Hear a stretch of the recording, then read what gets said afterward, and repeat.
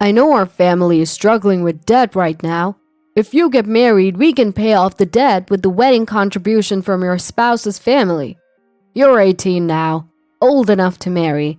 Marry Freddie." In other words, I was being told to marry that overweight man named Freddie, all for money. For a moment, I thought it was utterly unreasonable. But then, I realized I had only two options. Either plunge into a hell of debt by refusing to marry or spend my life with Freddie. As these were the only choices swirling in my head, I remembered something. I was willing to do anything to get out of this house. The story goes back over a decade. My name is Felicity. I grew up being treated terribly by my parents. My father died in a car accident when I was 3. He was a very kind man, but Mom apparently didn't like him very much. I have no memories of being loved by Mom, probably because I resembled my father. Mom remarried just 6 months after my father's death. According to her, she had been involved with my adoptive father even when my father was alive. Mom and my adoptive father, who had betrayed my kind father, treated me horribly. I was treated as if I didn't exist, and my pleas were always ignored. It seemed to get worse after my sister Olivia was born. Mom and my adoptive father adored Olivia.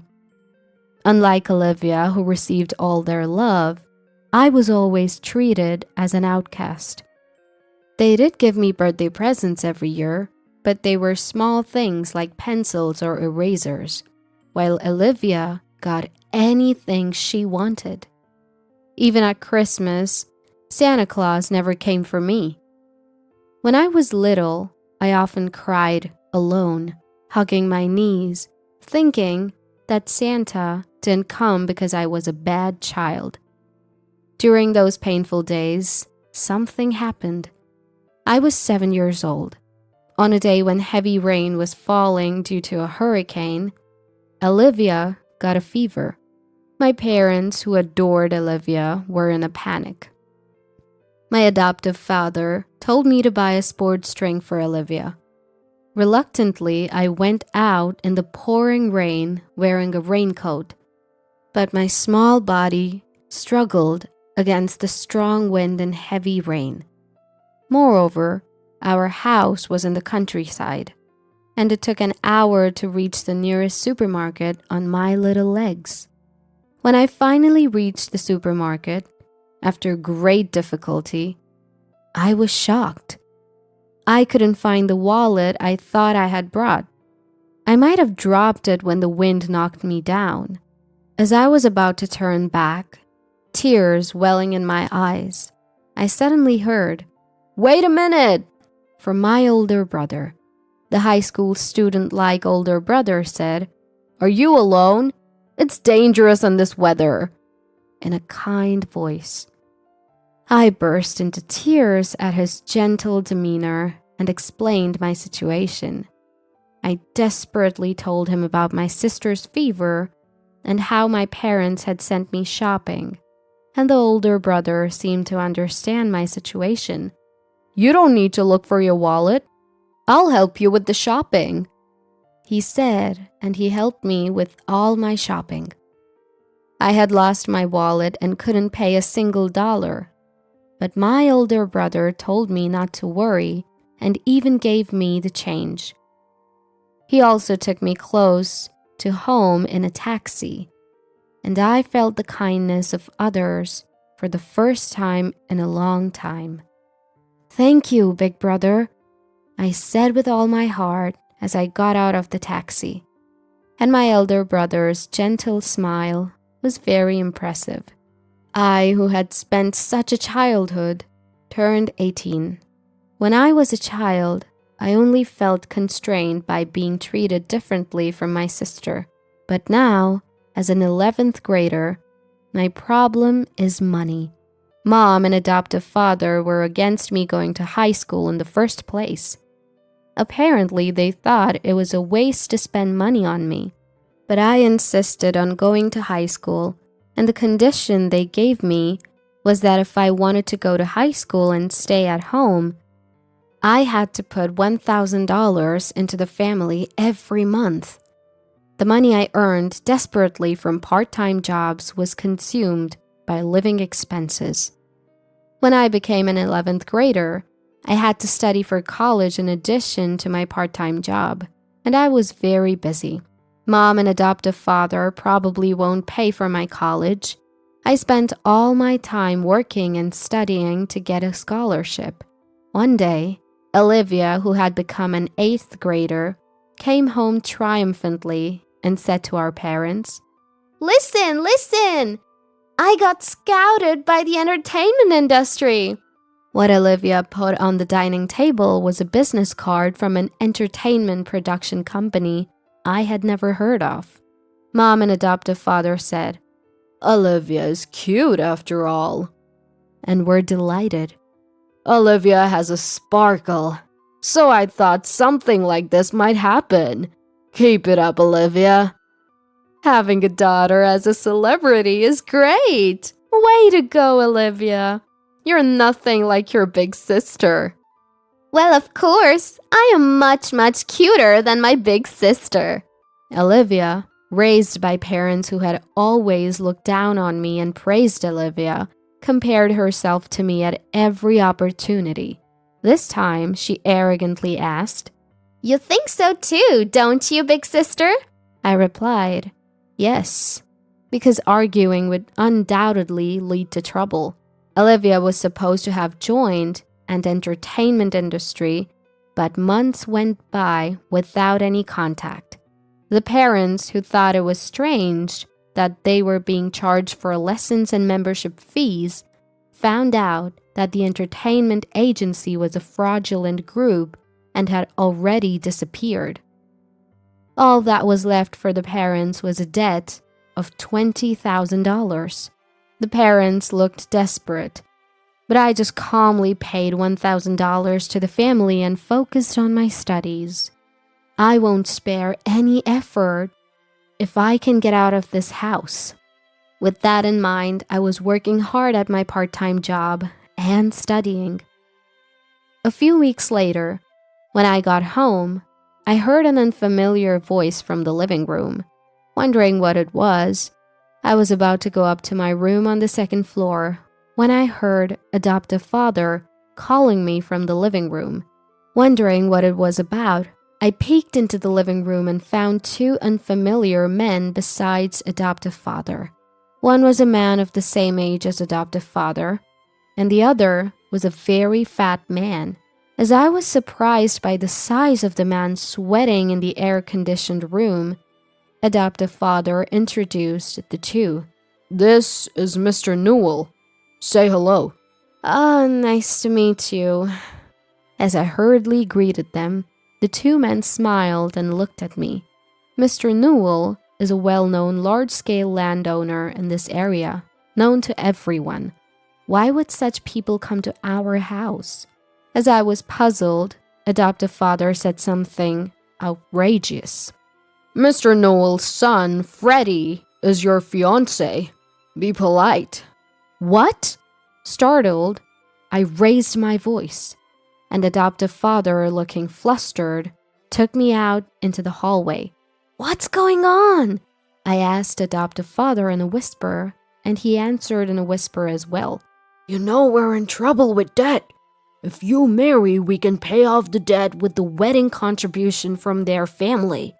You're 18 now and can marry. Marry Freddie." In other words, I had to marry that fat man Freddie for money. I thought it was utterly unreasonable for a moment, but I realized I had only two choices. Either reject the marriage and plunge into debt hell, or marry and live with Freddie. As those were the only two options swirling in my head, I remembered I was willing to do anything to get out of this house. "Are you done talking? What do you think, Felicity?" Will you marry our Freddie? Mr. Newell, who had been waiting in the living room, asked me anxiously. I answered with a smile. Yes, gladly. And so I was to marry Freddie. That very day I was told to live at Freddie's house right away and was kicked out of the house. With only my study materials, Freddie asked, "Don't you have any clothes or anything?" But I had never bought cute clothes. "That's all I have," I said. Freddie lowered his eyebrows and said, "I see."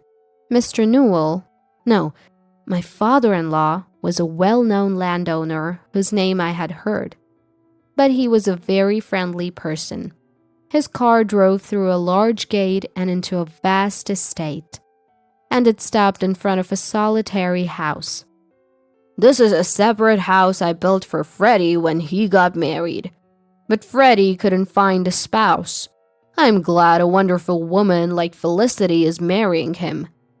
I live in the main house, so Felicity, you should live here with Freddie." With just a brief explanation, my father-in-law said, "Well, I'll leave it to the young couple," and left Freddie and me behind. Suddenly alone, I was a bit wary of Freddie, but he calmly showed me around the separate house. As he brought me to a spacious room furnished with furniture, saying, "This is your room, Felicity. This inside lock works, and if you're worried, don't hesitate to ask for a key change. I won't lay a finger on you, Felicity. I've told your parents that we'll cover your high school expenses.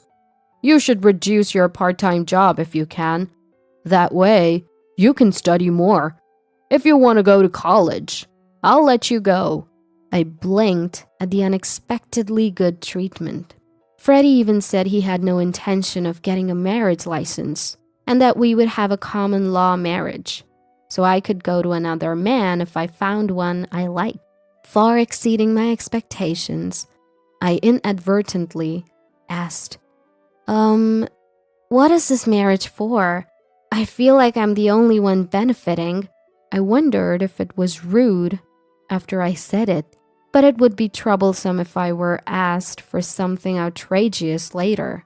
Thinking I should check just in case, I waited for Freddie's words, and he began. "I might be meddling, but..." and then answered, "I thought you might be in trouble, Felicity. Do you remember when you went shopping on the day of the hurricane when you were little? We met then, but do you remember?" I was taken aback. There's no way I wouldn't remember. I still remembered the face of the kind older brother from that time.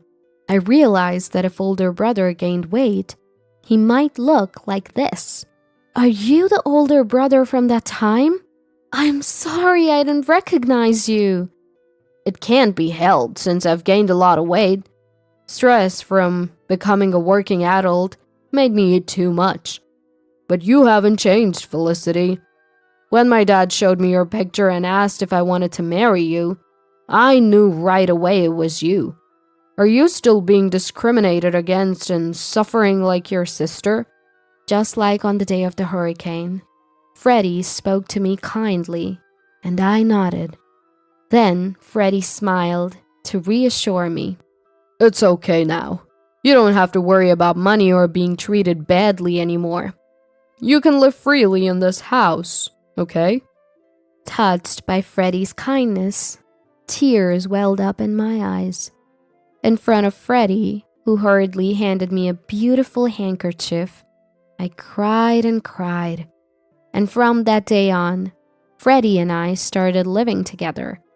I spent my first ever free time studying. I was so happy to be able to study for college like this. Freddie said he didn't need living expenses, but I decided to contribute only $300 because living for free felt constraining. Since I only had to earn $300 and my allowance, I was able to significantly reduce my part-time job hours. Freddie took the initiative in doing household chores. And when I was doing them, he would kindly say, you can go study," and take over for me. In the happiest days of my life, Freddie and I gradually grew closer. We spent our days like an ordinary married couple, laughing together while watching variety shows and going out on holidays. A few months later, I was leading a calm life when I received a phone call from my adoptive father. What could he want now, after never worrying about me and leaving me alone all this time? I picked up the phone with a bad feeling. "Hello? Felicity, is that you? Mom's in serious trouble." I was taken aback by adoptive father's loud voice as soon as I answered the phone. According to adoptive father, Mom had fallen sick and needed immediate surgery, so he was calling me to ask to transfer $10,000 to a specified account. Mom had neglected me since childhood, but she was still my mom. Facing a life-threatening situation, I couldn't just ignore her. What happened all of a sudden? Which hospital and what kind of illness? When I asked out of concern, adoptive father hesitated, saying, Well, it's the hospital, but..." I began to feel something was off, as adoptive father suddenly became flustered. He couldn't even name the disease, which was clearly suspicious. "You're lying, aren't you?" "Enough. Don't call me for such nonsense." "Wait, okay, I admit it. I lied. The truth is, I had an accident recently, and I'm being billed $10,000. According to adoptive father, he had crashed his car the other day, and the person he hit was a scary guy. He was now being billed $10,000 for repairs and medical expenses, and he claimed he couldn't pay. My irritation with him grew. "You're probably lying again." "It's true this time. Please, Felicity, ask Freddie to transfer the $10,000. You're all we have left." I snapped at adoptive father's desperate plea. "Don't mess with me. I can't believe you called after so long just to ask for money. Neither you nor Mom ever cared about me, not even once. And now you want me to help you? That's too convenient. No matter what you say, I have no intention of transferring the money. Goodbye." Ignoring adoptive father's plea to wait, I hung up the phone and blocked the numbers of adoptive father, Mom, and Olivia. A few weeks later, as I happened to pass by my family's house, I noticed it was vacant.